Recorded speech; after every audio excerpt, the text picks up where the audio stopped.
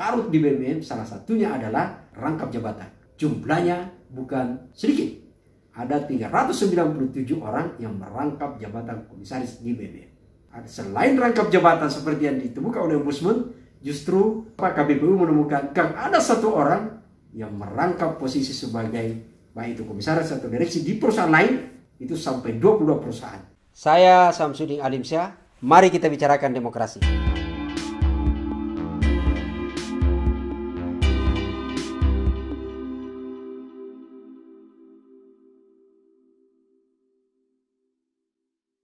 Bismillahirrahmanirrahim. Assalamualaikum warahmatullahi wabarakatuh. Sobat sekalian, kita jumpa lagi di channel Ustadz Demokrasi.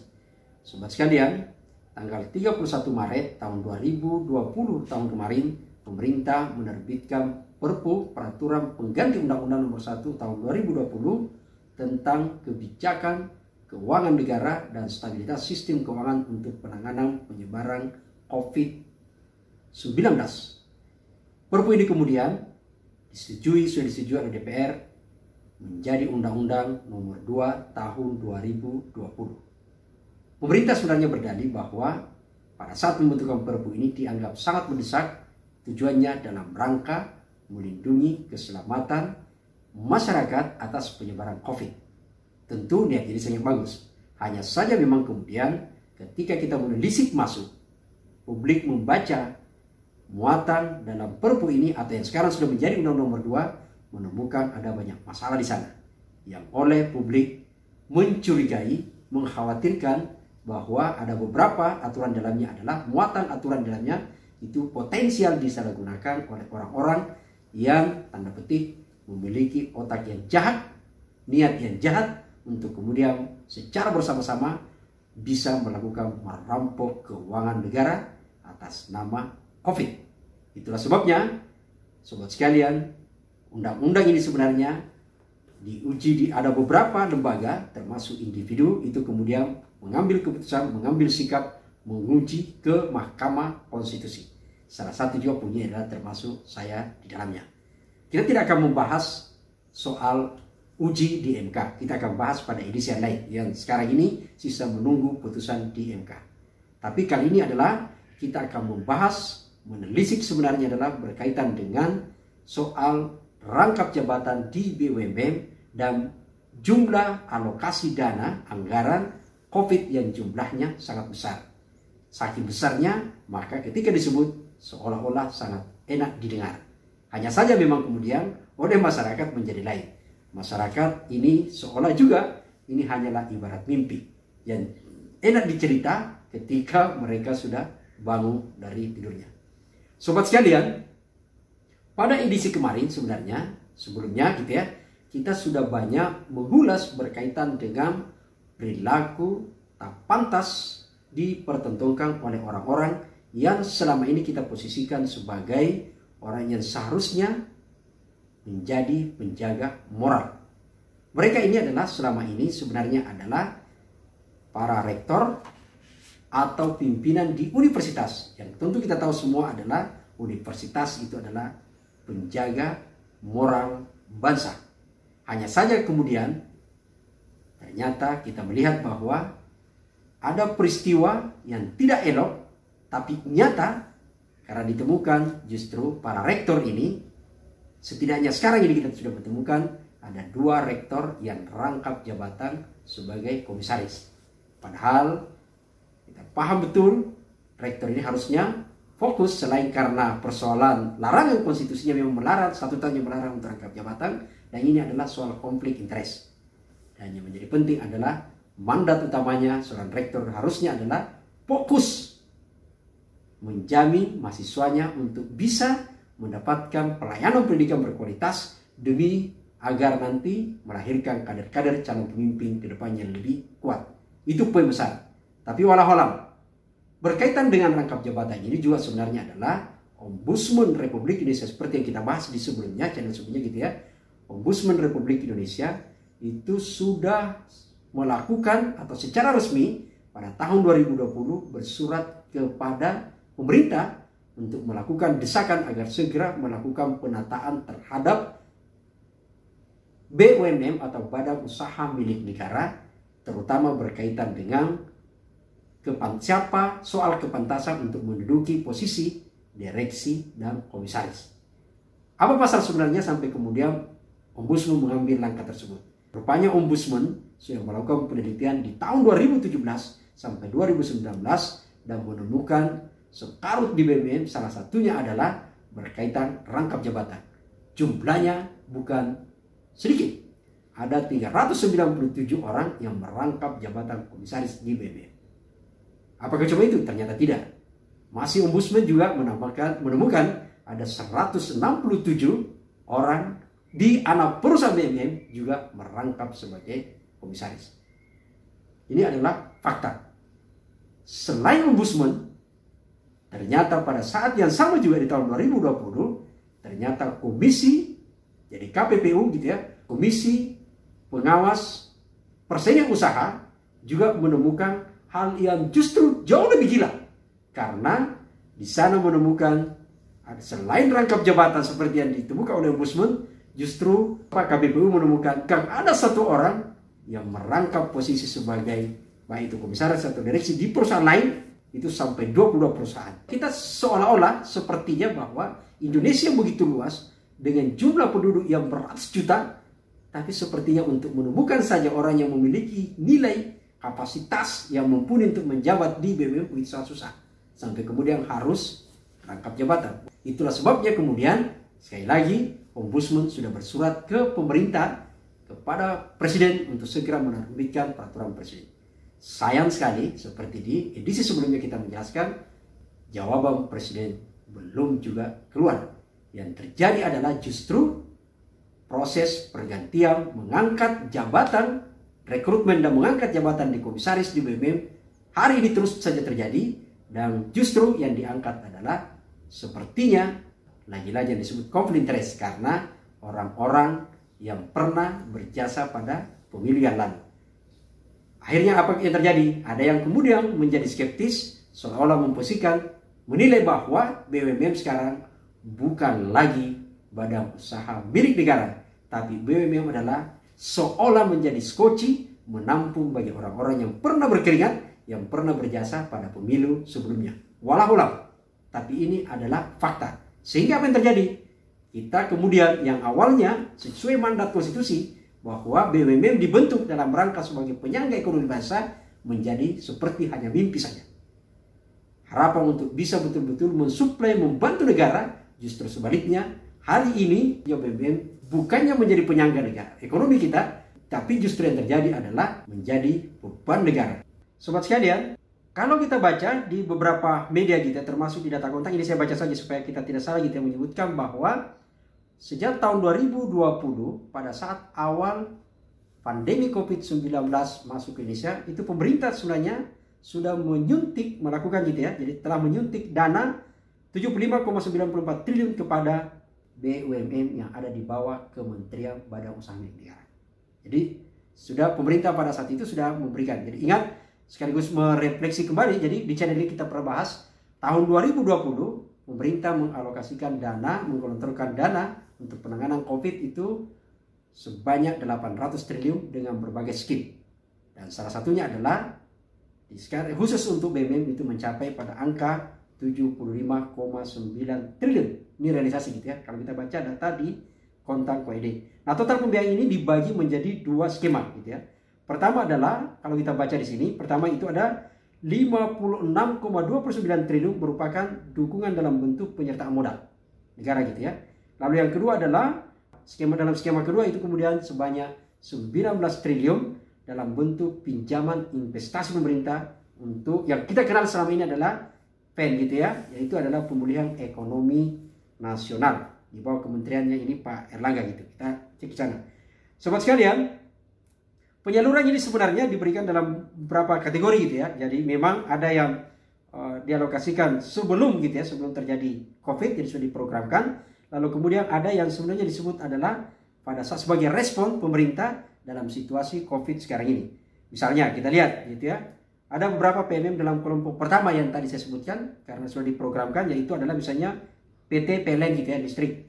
Itu diberikan alokasikan dana sampai 5 triliun. Jadi karena kebetulan pas bersamaan COVID sebelumnya sudah direncanakan subsidi ada 5 triliun. Lalu kemudian ada PT Sarana Multigria gitu ya, PT SMF gitu ya, itu mencapai 1,75 triliun. Lalu kemudian ada PT Penanaman Modal Nasional Madani, itu 1,1 triliun. Lalu kemudian Hutama Karya, nah ini PT Hutama Karya yang lagi yang tol di Sumatera gitu ya, itu kemudian ada 3,5 triliun. Kemudian PT Divo Energi itu kemudian 700 miliar. Kemudian LPI itu 5 triliun. Kemudian, nah yang menarik ini adalah ada dukungan kepada PMM non tunai itu mencapai 268 miliar gitu ya. Sobat sekalian, sementara untuk PMN gitu ya, yang merupakan polisi respon pemerintah sebagai bagian dari program pemulihan ekonomi nasional, itu diberikan kepada beberapa perusahaan juga BUMN gitu ya, yang jumlahnya cukup wow gitu ya. Kita coba baca misalnya pertama ada PT Bahana Pembinaan Usaha atau BPUI sebesar 6 triliun untuk penjaminan program KUR. Kemudian ada PT Permodalan Nasional Madani itu adalah 1,5 triliun. Kemudian kepada Lembaga Pembiayaan Ekspor Indonesia atau LPEI sebesar 5 triliun. Kemudian PT Penjamin Infrastruktur Indonesia itu mencapai sampai angka 1,5 triliun untuk pelaksanaan penjaminan di korporasi gitu ya. Kemudian ada juga, nah ini kembali dapat lagi nih, PT Hutama Karya itu dapat 7,5 triliun. Kalau dapat tadi sudah dapat di awal gitu, kemudian dapat lagi dalam skema yang berbeda. Jadi awalnya adalah dalam bentuk pinjaman yang memang sudah diprogramkan, lalu kemudian ini adalah polisi respon karena ada COVID gitu ya. Itu kemudian mendapat lagi 7,5 triliun. Jadi sekali lagi dana karena akibat dari COVID. Kita akan cek berapa rakyat sebentar dapat gitu ya. Kemudian yang lain adalah ada PT Pengembangan Pariwisata itu sampai 500 miliar. Yang kemarin kita ribut-ribut orang dilarang mudik tapi kemudian wisata dibuka gitu ya.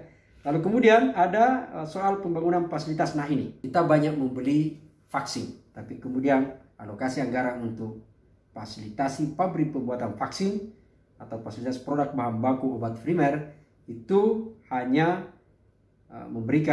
PMP memberikan kepada PT Bio. Jadi PMP memberikan kepada PT Bio Farma itu hanya 2 triliun. Kemudian ada Lembaga Pengelola Investasi LPI sebagai amanat dari Undang-Undang Nomor 11 Tahun 2020 tentang Cipta Kerja, kalau ingat dulu Omnibus Law gitu ya. Itu kemudian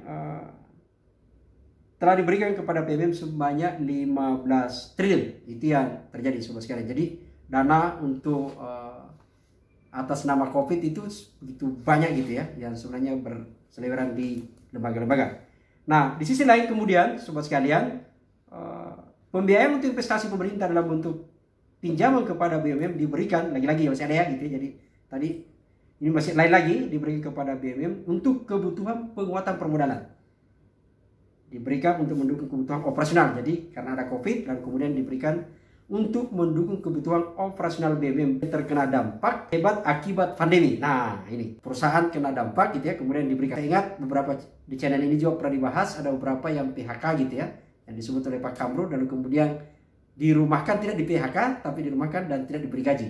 Ya sama aja sebenarnya. Tapi kita lihat ternyata perusahaan ini justru mendapatkan biaya operasional dalam rangka karena terkena dampak pandemi.